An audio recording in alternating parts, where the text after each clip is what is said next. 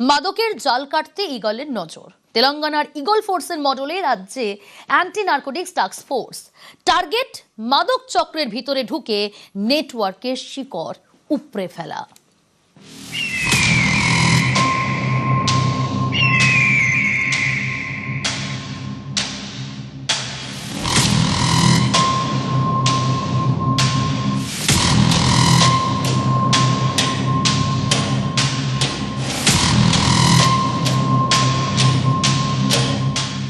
রাজ্য মন্ত্রিসভায় অনুমোদন। বাংলায় মাদকের জাল ছিঁড়তে এবার অ্যান্টি নার্কোটিক্স টাস্ক ফোর্স। তেলেঙ্গানায় ইগল ফোর্সের মডেলে কাজ করবে এএনটিএফ। তেলেঙ্গানার ইগল ফোর্সের ধাঁচেই রাজ্যে তৈরি হতে চলেছে মাদক বিরোধী ফোর্স, অর্থাৎ anti narcotics task force.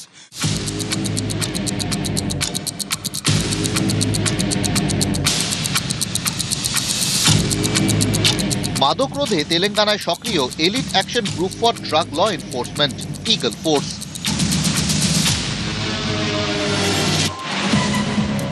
Eagle ফোর্সের মন্ত্র জিরো টলারেন্স, টোটাল সার্ভেলেন্স। এরা মূলত মাদকের নেটওয়ার্ক চিহ্নিত করে, মাদকের গোপন ডেরায় অভিযান চালায়। ইগল ফোর্স মাদক চক্রীদের চিহ্নিত করে। এদের টার্গেট মাদক চক্রের ভেতরে ঢুকে নেটওয়ার্কের শিকড় উপড়ে ফেলা। রাজ্য পুলিশের অধীনে কাজ করবে পশ্চিমবঙ্গের অ্যান্টি নার্কোটিক্স টাস্ক ফোর্স। মন্ত্রিসভায় অনুমোদনের পরই টাস্ক ফোর্স গঠন প্রক্রিয়া শুরু হয়েছে।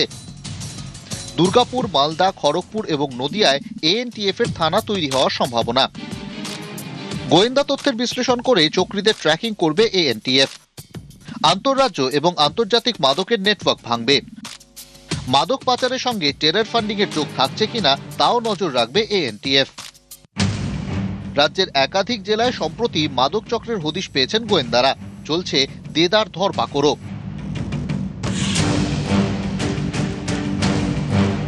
তদন্তকারীরা জানতে পেরেছেন সীমান্তবর্তী এলাকা হয়েই ভিন রাজ্য থেকে মাদক ঢুকছে বাংলায়। নজরে সীমান্ত, নজরে মাদক পাচার। শুক্রবার শিলিগুড়িতে স্বরাষ্ট্রমন্ত্রীর সঙ্গে বৈঠকে অ্যান্টি নার্কোটিক টাস্ক ফোর্স নিয়ে আলোচনা। বাংলার নিরাপত্তা নিয়ে এক্সপোজ করেছেন কেন্দ্রীয় স্বরাষ্ট্রমন্ত্রী অমিত শাহ। লিখেছেন, মুখ্যমন্ত্রীর সঙ্গে পশ্চিমবঙ্গের নিরাপত্তা, আইন শৃঙ্খলা এবং জনকল্যাণ নিয়ে পর্যালোচনা বৈঠকের কথা। মাদক নেটওয়ার্ক ধ্বংসে এবার রাজ্যে anti narcotics task force. Somraj Bandyopadhyay, news 18 Bangla.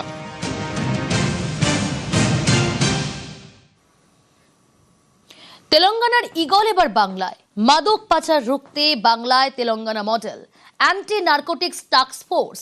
কেন বাংলার জন্য আলাদা নার্কোটিক্স ফোর্স? মাদক পাচার নেটওয়ার্কে পশ্চিমবঙ্গ কেন গুরুত্বপূর্ণ?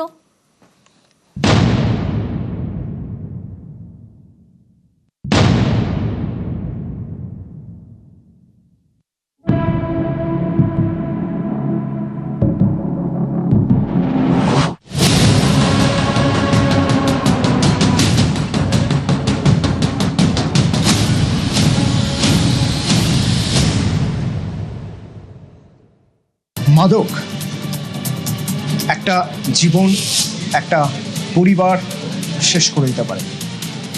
মাদক এমন একটা জিনিস, একটা সমাজ শেষ করে দিতে পারে, একটা প্রজন্ম শেষ করে দিতে পারে। এই মাদকের কারবারি যারা, তারা খুব ভালো করে জানে, আর জানে বলে একটা সমাজ, একটা রাজ্য, একটা দেশ, একটা প্রজন্ম শেষ করার জন্য তারা মাদকের ব্যবহার করে। মাদক বেচে, মাদক কেনে, মাদক পাচার করে। এই মাদক পাচার হচ্ছে আমাদের এই রাজ্যে, আর সেই মাদক ধরার জন্য ইগল আসছে। এক্সক্লুসিভ নিউজ দিচ্ছি আমরা আপনাদের। এটা অনেকদিন আগে হওয়ার দরকার ছিল। গত 15 বছরে কিংবা তারও আগে থেকে এই যে বিদেশ থেকে নানাভাবে ভারতবর্ষের বাইরে থেকে যে মাদকগুলো পশ্চিমবঙ্গ এবং তার অ্যাডজয়েনিং স্টেটগুলোতে, বিহার এবং অন্যান্য জায়গায় যাচ্ছে, সেটা আটকানোর জন্য এরকম একটা পরিস্থিতি দরকার ছিল। ইগল মডেলের দরকার ছিল, একটা এমন সংস্থা দরকার ছিল যেটা সেন্ট্রাল যেটা রয়েছে নার্কোটিক ডিপার্টমেন্ট, সেটার পরেও স্টেট বেসিসে একটা করার দরকার ছিল, যাতে এই নার্কোটিক ড্রাগকে সর্বক্ষণের জন্য, সর্বকালের জন্য শেষ করা যায় এবং আটকানো যায়। টেরর ফান্ড যে তৈরি করা হচ্ছে, টেরর ফান্ড কি গজগজ করে পাকিস্তান থেকে ভারতবর্ষের নোট পাঠাচ্ছে? তা নয়, আকাশ পথে ঢোকাচ্ছে, ট্রান্সপোর্টেশন মাধ্যমে ঢোকাচ্ছে, রেলপথে ঢোকাচ্ছে, জলপথে ঢোকাচ্ছে এবং নানা পথে এই ড্রাগ ঢোকানো হচ্ছে। যুব সমাজ, যুব গোষ্ঠী 13-14 বছর থেকে শুরু হচ্ছে আপ টু 30 ইয়ার্স পর্যন্ত, তাদেরকে যদি মাদকাসক্ত করে ফেলা হয়, গোটা ভারতবর্ষের যে স্বপ্ন, সেই যুব সমাজের স্বপ্নটা যেন শেষ করে দেওয়া যেতে পারে, তার একটা সার্বিক প্রচেষ্টা পাকিস্তান এবং বাংলাদেশ করছে। অনেক শিক্ষকও এর মধ্যে জড়িত আছে যারা ধরা পড়ছে আজকাল। বাংলাদেশের যে ইলেকশনটা হলো, আমাদের পশ্চিমবঙ্গের সাথে যে বর্ডার লাইনটা রয়েছে, সেই বর্ডার লাইনে জিতেছে কারা? জিতেছে জামাতরা। এই যে জামাতরা জিতেছে কেন? কারণ এদের কাছে প্রচুর অর্থবল রয়েছে। অর্থবল কি হোয়াইট মানি? নো, ড্রাগের টাকা, ক্রিপ্টোকারেন্সির টাকা, এগুলো নানাভাবে পাকিস্তানের মাধ্যমে বাংলাদেশে এসছে। ইগল আসছে, ইগল ইগল একটা ফোর্স, একটা ফোর্স যারা মাদক ধরবে, যারা মাদক ধরবে। তেলেঙ্গানার ইগল মাদক পাচার রুখতে এবার বাংলায় Telangana model anti narcotics task force. আমার সঙ্গে সরাসরি সোমরাজ আছে। মাদকের টাকা সন্ত্রাসের কাজে ব্যবহার হচ্ছে, এবার সেই সন্ত্রাসের জাল ছেঁড়া হবে, মাদকের জাল ছেঁড়া হবে ইগল দিয়ে। এবং সেটা আমরা জানতে পারলাম কখন? যখন দেশের স্বরাষ্ট্রমন্ত্রী আমাদের রাজ্যে শাহী সফর থেকে কিভাবে জানা গেল এই খবর? একদমই দেখো, তুমি দেখেছিলে যে বুধবার রাজ্য মন্ত্রিসভার বৈঠকে সিদ্ধান্ত নেওয়া হয়েছিল যে অ্যান্টি নার্কোটিক্স টাস্ক ফোর্স গঠন করা হবে। কিন্তু এই যে অ্যান্টি নার্কোটিক্স টাস্ক ফোর্স গঠন করা হবে, তার কাজ কি হবে, কি মডিউলে কাজ করবে, কেন আমাদের রাজ্যে অ্যান্টি নার্কোটিক্স টাস্ক ফোর্স গঠনের প্রয়োজনীয়তা তৈরি হলো, আর এর কারণ খুঁজতে গিয়ে একের পর এক তথ্য উঠে আসছে, যে তথ্য আমাদের হাতেও এসে পৌঁছেছে। প্রথমেই জানিয়ে রাখি তোমাকে, তেলেঙ্গানার মডেলে বাংলায় হবে এই অ্যান্টি নার্কোটিক্স টাস্ক ফোর্সের গঠন। অর্থাৎ তেলেঙ্গানায় আমরা যেটা দেখেছি, ইগল ফোর্স, যারা তেলেঙ্গানায় সাফল্যের সঙ্গে মাদক বিরোধী কাজ করে আসছেন, অর্থাৎ মাদক দ্রব্য আটকাতে সাফল্য পেয়েছে এবং যে ধাঁচে তারা কাজ করছে, সেই ধাঁচেই বাংলার অ্যান্টি নার্কোটিক্স টাস্ক ফোর্স কাজ করবে। এই যে অ্যান্টি নার্কোটিক্স টাস্ক ফোর্স, এর জন্য ইতিমধ্যেই 70 জনেরও বেশি নিয়োগের অনুমোদন রাজ্য মন্ত্রিসভা দিয়েছে। কিন্তু তারা যে কাজ করবে, তাদের তো এ রাজ্যে মাদক দ্রব্য আটকানো বা এই মাদক চক্র আটকানোর অভিজ্ঞতা সে অর্থে নেই। এতদিন ধরে এই কাজ রাজ্যের এসটিএফ করত, কিন্তু এবার এসটিএফ এর বদলে করবে এই অ্যান্টি নার্কোটিক্স টাস্ক ফোর্স। আর সেই জন্যই তেলেঙ্গানায় যে মডেলে ইগল ফোর্স কাজ করে এসছে, সেই মডেলে বাংলায় এবার কাজ হবে এই অ্যান্টি নার্কোটিক্স টাস্ক ফোর্সের। যেটা সূত্র মারফত জানা যাচ্ছে, বাংলায় 3টি রুটে এই মাদক দ্রব্য ঢুকছে। তুমি দেখেছো সম্প্রতি এসটিএফ বিশাল সাফল্য পেয়েছে এই মাদক দ্রব্য আটকাতে। বিশেষ করে পুরুলিয়ার উদাহরণ উঠেই আসছে, তার কারণ সম্প্রতি পুরুলিয়ায় বিশাল পরিমাণে মাদক দ্রব্য আটকাতে পেরেছে এসটিএফ। কিন্তু যেভাবে রাজ্যে গত কয়েক বছর ধরে মাদক দ্রব্য ঢুকছে, এর মাধ্যমে টেরর লিঙ্ক তৈরি হচ্ছে। কেন্দ্রীয় গোয়েন্দারা তেমনটাই রিপোর্ট পায়। তারপর তৎকালীন, অর্থাৎ এর আগে তৃণমূল কংগ্রেস সরকারকেও তারা জানায় যে এই অ্যান্টি নার্কোটিক্স টাস্ক ফোর্স গঠনের জন্য, কারণ মাদকের মাধ্যমে যেভাবে টেরর লিঙ্ক তৈরি করা হচ্ছে, অর্থাৎ টেরর ফান্ড তৈরি করা হচ্ছিল, সন্ত্রাসবাদীদের জন্য ফান্ড, টাকা তৈরি করা হচ্ছিল, অর্থাৎ অর্থের একটা উৎসই ছিল এই মাদক পাচার। আর সেটাই এবার আটকাতে চাইছে রাজ্য সরকার। অবশ্যই এটা সম্ভব তখন হয়েছে যখন দেশের কেন্দ্রীয় স্বরাষ্ট্রমন্ত্রী তথা কেন্দ্রের স্বরাষ্ট্র মন্ত্রক সহযোগিতা করছে রাজ্য পুলিশের শীর্ষ আধিকারিকদের। আতস কাচের নিচে ফেলে দেখি, তাহলে দেখবো যে এটা ধরতে গেলে প্রথমে ধরতে হবে ট্রানজিট পয়েন্ট, মানে কোথা থেকে মাদক ঢুকছে আমার রাজ্যে এবং তারপর ছড়িয়ে পড়ছে, কোথায় কোথায় ছড়িয়ে পড়ছে, ডিস্ট্রিবিউশন কিভাবে হচ্ছে। তো এই ইগল টিম কিভাবে কাজ করে, মূলত তেলেঙ্গানায় তারা কিভাবে অপারেশন চালিয়ে এসেছে? তেলেঙ্গানায় এই ইগল ফোর্স সাফল্য পেয়েছে মাদক দ্রব্যের টেরর লিঙ্ক আটকাতে, এবং এই যে মাদকের যেটা চক্র রয়েছে, সেই চক্রের পর্দা ফাঁস করতে পেরেছে। এবং সেটা কি পদ্ধতিতে তারা কাজ করেছে, সেটা অবশ্য বরাবরই তুমি জানো যে পুলিশের বেশ কিছু কাজ গোপনীয় থাকে। কিন্তু এই যে তারা কিভাবে সাফল্য পেয়েছে, সেই সাফল্যের লিঙ্কটা যাকেই ধরতে চাইছে এ রাজ্যের অ্যান্টি নার্কোটিক্স টাস্ক ফোর্স। সেই কারণেই ইগল ফোর্স যেভাবে কাজ করে, যে ধাঁচে কাজ করে, সেই ধাঁচে এ রাজ্যে বা বাংলায় অ্যান্টি নার্কোটিক্স টাস্ক ফোর্স কাজ করবে। খুব সতর্কভাবে যদি দেখি তাহলে আমরা সোনালী ত্রিভুজের কাছে রয়েছি, যে সোনালী ত্রিভুজ কুখ্যাত, বিশ্বে কুখ্যাত মাদকের কারবারের জন্য বিখ্যাত। সেই সোনালী ত্রিভুজের কাছে রয়েছি, সেখান থেকে পাহাড় জঙ্গল পেরিয়ে, দুর্গম এরিয়া পেরিয়ে মাদক পাচার হয়, আসে আমাদের রাজ্যে। এবং কতটা ভয়ের জানেন, যদি কোনো টিচার মাদক কারবারি হয়ে যান তাহলে? দিনের বেলা ভূগোলের শিক্ষক, ভূগোল পড়ান স্কুলে, রাতে মাদকের কারবার, ভাবা যায়? নাগরাকাটা ভূগোলের শিক্ষক এক স্কুলে, ভূগোলের টিচার। এবার টিচার যদি মাদকের কারবার হন তাহলে কতটা ভয়ঙ্কর হতে পারে ব্যাপারটা ভাবুন তো। কেন আমাদের এখানে অ্যান্টি নার্কোটিক স্কোয়াড দরকার? এবার ভাবুন কোন ভয়ঙ্কর জায়গায় আমরা দাঁড়িয়ে আছি। আমরা রুটটা বোঝার চেষ্টা করব। আমাদের এই রাজ্যে মাদক কোথা থেকে আসছে? আমাদের রাজ্যে আকাশ পথে মাদক ঢোকে, আমাদের রাজ্যে সড়ক পথে মাদক ঢোকে, রেল পথে মাদক ঢোকে, আবার জলপথেও ঢোকানোর ব্যবস্থা হয়। এক এক করে দেখাই আকাশ পথে মাদক কিভাবে আসে। সাধারণত দক্ষিণ পূর্ব এশিয়ায় যেখানে মাদকের কারবার হয় সেই সব জায়গা থেকে সরাসরি ফ্লাইটে সিঙ্গাপুর থেকে, থাইল্যান্ড থেকে, ভিয়েতনাম থেকে কলকাতা বিমানবন্দর, সেখান থেকে ছড়িয়ে যায় রাজ্যে। আচ্ছা, বলছিলাম না যে উত্তর পূর্ব সবচেয়ে ভয়ঙ্কর জায়গা? কিভাবে দেখুন, সড়ক পথে মায়ানমার, যে সোনালী ত্রিভুজের কথা আমরা বলছি সেই সোনালী ত্রিভুজের মধ্যে মায়ানমারও পড়ছে। মায়ানমার থেকে মিজোরাম হয়ে, ত্রিপুরা হয়ে আমার রাজ্যে পশ্চিমবঙ্গে ঢুকছে। আরো রুট আছে দেখুন, বাংলাদেশ থেকে সরাসরি, বাংলাদেশ থেকে আমাদের উত্তর দিনাজপুর, দক্ষিণ দিনাজপুরের বেশ কিছুটা অংশ, বিরাট জায়গা মালদার, এই বর্ডারগুলো যেখানে ফেন্সিং নেই মূলত, সেখান থেকে মাদক বেশি করে ঢোকানো হচ্ছে আমাদের রাজ্যে, আমাদের দেশে। এছাড়াও আমরা এবারে পশ্চিম দিকটা দেখি। ঝাড়খণ্ড থেকে একেবারে জাতীয় সড়ক ধরে, ঝাড়খণ্ড থেকে পুরুলিয়া হয়ে কোথায় যাচ্ছে খড়গপুরে চলে যাচ্ছে। খড়গপুর একটা হাব। খড়গপুরের বিভিন্ন জায়গায় এই ঝাড়খণ্ড থেকে, বিহার থেকে মাদক ঢুকছে। ঢোকার পর কি হচ্ছে? খড়গপুরে যখন ঢুকছে, খড়গপুরে ঢোকার পর কি হচ্ছে? ওড়িশা থেকেও ঢুকছে।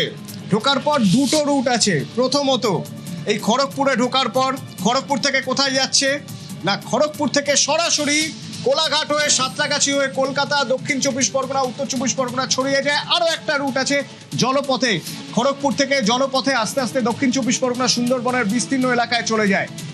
এর বাইরে আরও একটা ভয়ঙ্কর রুট আছে, যে রুটের কথা ম্যাপে দেখানো যাবে না। তার কারণ সেই রুট হলো ভার্চুয়াল রুট। সেই রুট যেখানে ক্রিপ্টোকারেন্সিতে লেনদেন হয়, যেখানে ডার্ক ওয়েবের মাধ্যমে কেনা বেচা হয়। আপনার বাড়িতে একটা পার্সেল চলে যাবে, কুরিয়ার পার্সেল দিয়ে আসবে আপনার বাড়িতে, মাদক পৌঁছে যাবে আপনার ঘরে, কোনো ম্যাপে কোথাও কোনো হদিশ নেই। কিন্তু এখানেই শেষ নয়। যদি মাদক কারবারিরা মারাত্মকভাবে ঝাঁপিয়ে পড়ে আমাদের দেশের সর্বনাশ করতে, তো আমাদের দেশের গোয়েন্দারাও তো চুপ করে বসে নেই। আর সেই জন্যই এক এক করে রুটের পাতাগুলো কাটা হচ্ছে। কিভাবে? আউটপুট এডিটর অনির্বাণ আমার সঙ্গে আছে। অনির্বাণ, একের পর এক আমি যদি দেখাই, সবচেয়ে গুরুত্বপূর্ণ রুটের কথা আমরা বলছিলাম মায়ানমার। আমরা একবার দেখি মায়ানমার থেকে যে রুটটা আসছে, যে রুটটা মায়ানমার থেকে এসে মিজোরাম হয়ে ত্রিপুরা, এই রুটে কি এখন আর যাওয়া আসা করা যায়? এই রুটে মাদক পাচার সম্ভব? Atanu, thanks to Ajit Doval and his company, মায়ানমারের এই যে রুটটা যেখান দিয়ে সব থেকে বেশি মাদক একসময় আমাদের দেশে ঢুকতো, মিজোরাম হয়ে, নাগাল্যান্ড হয়ে, মেঘালয় হয়ে এবং তারপরে সেখান থেকে ত্রিপুরা হয়ে, সেই রুটটা পুরোপুরি বন্ধ হয়ে গিয়েছে। কেন বন্ধ হয়েছে? আমরা জানি মায়ানমারের দীর্ঘদিন ধরে গৃহযুদ্ধ চলছে। ওখানে যে জুন্টা সরকার, তাদের সঙ্গে বিভিন্ন বিদ্রোহী গোষ্ঠীগুলোর সঙ্গে। এখন শোনা যায়, তার কিছু প্রুফ অতীতে রয়েছে, এই বিদ্রোহী গোষ্ঠীগুলোকে একসময়, মানে যারা এখন জুন্টার বিরুদ্ধে লড়ছে, একসময় এদের হাতে অস্ত্র তুলে দিয়েছে চীনই। এই প্রত্যেকটা বিদ্রোহী গোষ্ঠীর সঙ্গে হয় সোশ্যালিস্ট, নয় লিবারেশন, নয় কমিউনিস্ট, নানান রকম নামের মোড়ক আছে। ফলে চীন নাকি একসময় এদের হাতে অস্ত্র তুলে দিত। কিন্তু যে কোনো কারণেই হোক, মায়ানমারের ভিতরে জাতিসত্তার আন্দোলন এবং পরিচয় এত বেশি তীব্র তুমি পূর্ব দিক আর পশ্চিম দিকে যদি মানে ওই মায়ানমারের পূর্ব দিক থেকে পশ্চিম দিকে যদি আসো অথবা উত্তর থেকে যদি দক্ষিণে চলে যাও, তাহলে তুমি কিছুতেই দুটো জাতিসত্তার যে চাহিদা সেটা তুমি কিছুতেই মেটাতে পারবে না। মানে দুটো জাতিসত্তার দাবি তুমি কিছুতেই এক জায়গায় আনতে পারবে না। ফলে চীন হয়তো অনেক হাত পুড়িয়ে শেষ পর্যন্ত এখান থেকে সরে এসে তারা কি করেছে, তারা এখন জুন্টা সরকারকে একেবারে নিঃশর্ত সমর্থন দেয়। এই যে বিদ্রোহী গোষ্ঠীগুলো যারা একসময় চীনের ইশারায় বা নির্দেশে চলতো, তারা চীনের মদতেই এখানে মাদক চাষ করতো অথবা থাইল্যান্ড থেকে আসা মাদক এই রুট দিয়ে ভারতে ঢোকাতো। এটা ছিল ত্রিভুজের কথা, যেখান থেকে মাদক ঢোকার কথা বলছিলে। এবং এটা এই মাদকের কারবার করে এরা কি করতো, এই মাদকের কারবারে যে অর্থ এরা পেতো তা দিয়ে এরা নতুন করে অস্ত্রশস্ত্র কিনতো, দেশের বিরুদ্ধে আবার যুদ্ধ করতে পারতো বা আরো বড় করে যুদ্ধটাকে সাজাতে পারতো। এই রুটটা কিভাবে বন্ধ হলো? জুন্টা সরকারের সঙ্গে চীনের সরকারের একদম সরাসরি সম্পর্ক তৈরি হয়ে যাওয়ার পর চীনের কমিউনিস্ট সরকারের এই বিদ্রোহী গোষ্ঠীগুলো একটু একটু করে চীনের উপরে ক্ষুব্ধ হতে থাকে। এই বিদ্রোহী গোষ্ঠীগুলোকে শোনা যায়, এর কোনো সরাসরি প্রমাণ দেওয়া সম্ভব নয়, কিন্তু এই বিদ্রোহী গোষ্ঠীগুলোকে ভারত বিরোধিতার পথ থেকে সরিয়ে আনতে অনেকটাই সক্ষম হয়েছেন আমাদের কূটনৈতিকরা, আমাদের গোয়েন্দারা। তাদেরকে বোঝানো গিয়েছে যে ভারতের ভিতরে মাদক ঢুকিয়ে অস্ত্রশস্ত্রের কারবার, অস্ত্রের জন্য অর্থ নেওয়ার জন্য তাদের সত্যিকারী দীর্ঘকালীন কোনো স্বার্থ নেই। অতএব সেই জায়গা থেকে অতনু এই রুটটা বন্ধ। এই রুটটা যখন বন্ধ হয়ে গিয়েছে তখন নতুন একটা রুট খুলেছে অতনু। সেই রুটটা কোনটা? আচ্ছা, নতুন রুট খুলেছে মানে এই রাস্তাটা কাটা গেল, এখান থেকে আমার রাজ্যে আর ঢুকছে না মাদক, ভেরি ফাইন। তাহলে পরের রুট বাংলাদেশ, অবশ্যই বাংলাদেশের কথা বলছিলাম। বাংলাদেশ থেকে মালদা, দক্ষিণ দিনাজপুর সবচেয়ে মারাত্মক জায়গা, কারণ এইখানটায় বিস্তীর্ণ জায়গায় কাঁটাতার নেই। শুধু কাঁটাতার নেই নয়, দীর্ঘদিন ধরে যে কাঁটাতার না থাকা, জমি দিতে না চাওয়া, জমি না দেওয়া বিএসএফ কে গতকালই দেশের স্বরাষ্ট্রমন্ত্রী বলে গিয়েছেন হাতে পায়ে ধরেছি রাজ্যের মুখ্যমন্ত্রী। দেশের স্বরাষ্ট্রমন্ত্রী তৎকালীন মুখ্যমন্ত্রী মমতা বন্দ্যোপাধ্যায় হাতে পায়েও ধরেছেন, তবু জমি পাননি। এখন তো জমি পাওয়া গিয়েছে, তাহলে এখন কোথায় সমস্যা? কাঁটাতার দিতে কিছুটা তো সময় লাগবেই, তারপরেও থ্রেডটা থেকে যাচ্ছে। কেন জানো অতনু? এই যে তুমি যে সীমান্তটা দেখাচ্ছ না, এই সীমান্তটা ভারতের দিকটা বলছি না, ওপারটাতে এই সীমান্তের ধার দিয়ে তুমি যদি দেখো শেষ নির্বাচনে মানে তারেক রহমান, জামাতপুর ওই জায়গাটা নিয়েছিল, রাইট? তারেক রহমান যে নির্বাচনে জিতে প্রধানমন্ত্রী হয়েছেন, মানে তার দল এবং তিনি প্রধানমন্ত্রী হয়েছেন, এই নির্বাচনে এই গোটা এলাকাটাতে কিন্তু কোনো বিএনপি টিএনপি না। এই যে তুমি দেখো এই যে সবুজ অংশগুলো, এই সবুজ অংশগুলো হচ্ছে সব জামাতের জেতা কেন্দ্র। এই পুরোটা অর্থাৎ পশ্চিমবঙ্গের সীমান্ত ঘেঁষা যে অঞ্চলগুলো তুমি দেখো, এখানে হচ্ছে পুরো একেবারে জামাতের এই যে সবুজ হয়ে থাকা অংশগুলো, এগুলো হচ্ছে জামাতের জেতা সিট বা কেন্দ্র। এই গোটাটা সবুজ হয়ে রয়েছে, অর্থাৎ এই গোটা জায়গাটাই হচ্ছে জামাতের কবজায়।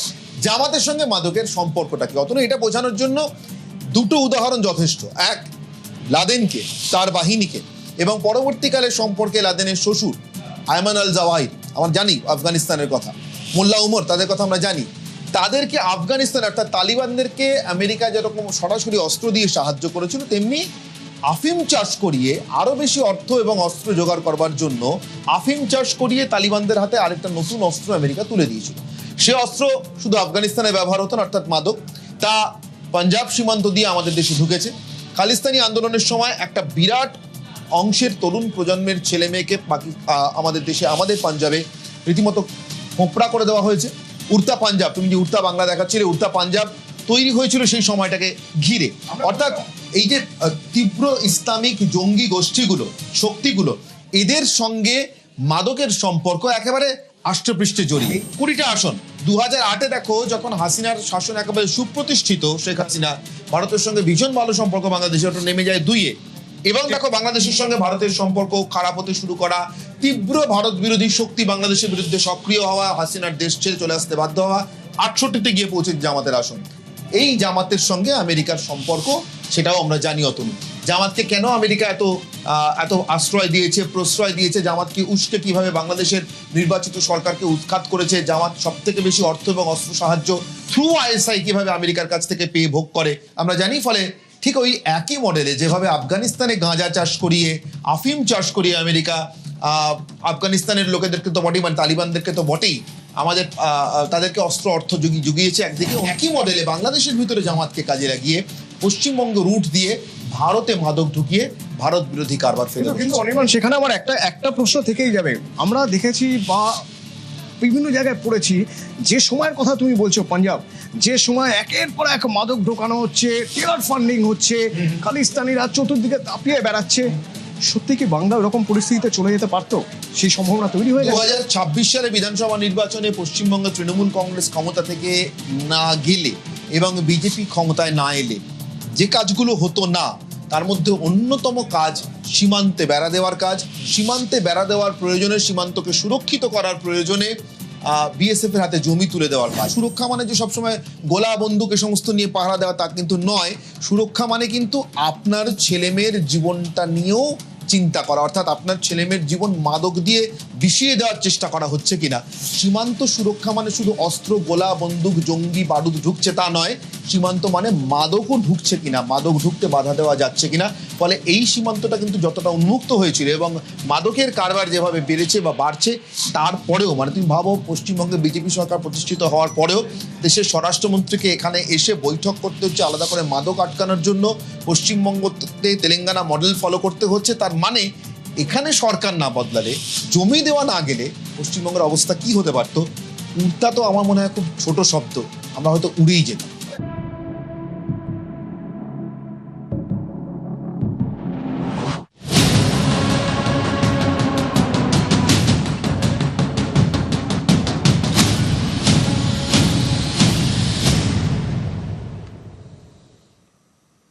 আরো একটা চাঞ্চল্যকর খবরটি, দিনে টিচার আর রাতে মাদক পাচার।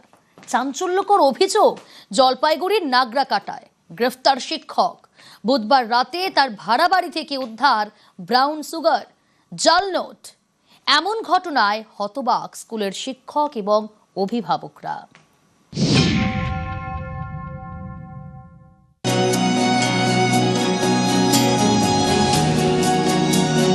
মাস্টার মশাই জীবনের পথে আলো দেখান, ভবিষ্যৎ গড়ে দেন। সেই মাস্টার মশাইয়ের জীবনই অন্ধকারে। মাদক কারবারের অভিযোগে বুধবার রাতে গ্রেফতার রঞ্জিত কুমার শিকদার, জলপাইগুড়ির নাগরাকাটার টন্ডু জুনিয়র হাই স্কুলের ভূগোলের শিক্ষক। বর্তমানে যা হয়েছে সেটা শুনেছি, কিন্তু আগে কোনোভাবে কোনো কিছু ওনার পাস্ট আমি জানি না। টিচাররা হচ্ছে সমাজ তৈরি করা লোক, এরাই তো কি ভালো কি খারাপ ওটা বোঝায়, কিন্তু নিজে যদি খারাপ রাস্তায় যায় তাহলে তো এটা ভালো দেখায় না। এই হাই স্কুলের সঙ্গে মালদার গাজলের একটি সম্পর্ক রয়েছে, অন্ধকার জগতের সম্পর্ক। পরিবারের দাবি রঞ্জিত কুমার শিকদার গাজলের বাসিন্দা, যে গাজলে সম্প্রতি মাদক বিরোধী অভিযান চালায় পুলিশ। বেশ কয়েকজন ধরাও পড়ে। চাকরি সূত্রে রঞ্জিত থাকতেন জলপাইগুড়ির নাগরাকাটায়। 2021 থেকে পরিবার নিয়ে ভাড়া বাড়িতে থাকেন। প্রথমে লালবস্তি এলাকার একটি স্কুলে শিক্ষকতা করতেন। 2024 থেকে টন্ডু জুনিয়র হাই স্কুলের ভূগোলের শিক্ষক। अच्छा से बिहेव नहीं करते थे। बिहेवियर कैसा था उनका? बिहेवियर उतना अच्छा नहीं था। দিনে শিক্ষক, রাতে নাকি সেই মুখোশটা খসে পড়তো, চলতো মাদকের কারবার। বুধবার রাতে এই ভূগোলের শিক্ষকের বাড়িতে হানা দেয় পুলিশ এবং এসএসবি। উদ্ধার হয় ব্রাউন সুগার প্রায় 8.5 লক্ষ টাকা। পুলিশের দাবি যার মধ্যে ছিল জাল নোট। এই ঘটনার পর হতবাক টন্ডু জুনিয়র হাই স্কুল। हम लोग का चिंता का तो विषय है, मास्टर तो अच्छा होना चाहिए हम लोग का। हम लोग का जो खराब मास्टर हो जाने से तो हम लोग का बच्चा का दिक्कत होगा, पढ़ाई नहीं होगा उसको। শিক্ষক যে এইভাবে কাজ করে ও বাচ্চাদের শিক্ষা ব্যাড ইমপ্যাক্ট হবে আর কি। এখন যখন ওনাকে এখন ধরেছে, এখন কি ধরেছে ওটা তো আমরা বলতে পারছি না। জলপাইগুড়ি জেলার টন্ডু চা বাগান থেকে রকি চৌধুরী, নিউজ 18 বাংলা।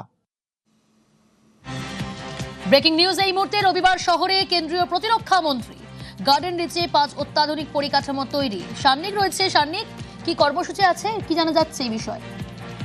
দেখো, যেমনটা এখনো পর্যন্ত জানা যাচ্ছে, গার্ডেন রিচ শিপ বিল্ডার্স এর তরফে আগামীকাল 5টি নতুন ফেসিলিটির ভূমি পুজো অনুষ্ঠান রয়েছে। সেই ভূমি পুজো অনুষ্ঠানেই মূলত যোগ দিতে শহরে আসছেন কেন্দ্রীয় প্রতিরক্ষা মন্ত্রী রাজনাথ সিং। তিনি শহরে এসে কালকে মূলত দুপুরবেলা তার যে অনুষ্ঠান রয়েছে সেখানে মুখ্যমন্ত্রীরও থাকার কথা রয়েছে। সেই অনুষ্ঠানেই তিনি যোগ দেবেন। কালকে দুপুর 12টা 15 নাগাদ তার প্রবেশ করার কথা রয়েছে এই গার্ডেন রিচ শিপ বিল্ডার্সে। সেখানে গিয়ে অনুষ্ঠানে যোগ দেওয়ার পরে প্রায় দুপুর 3টে পর্যন্ত তার সেখানে থাকার শিডিউল রয়েছে। তারপরে সেখান থেকে কালকেই তার নয়াদিল্লি ফিরে যাওয়ার কথা। ওকে।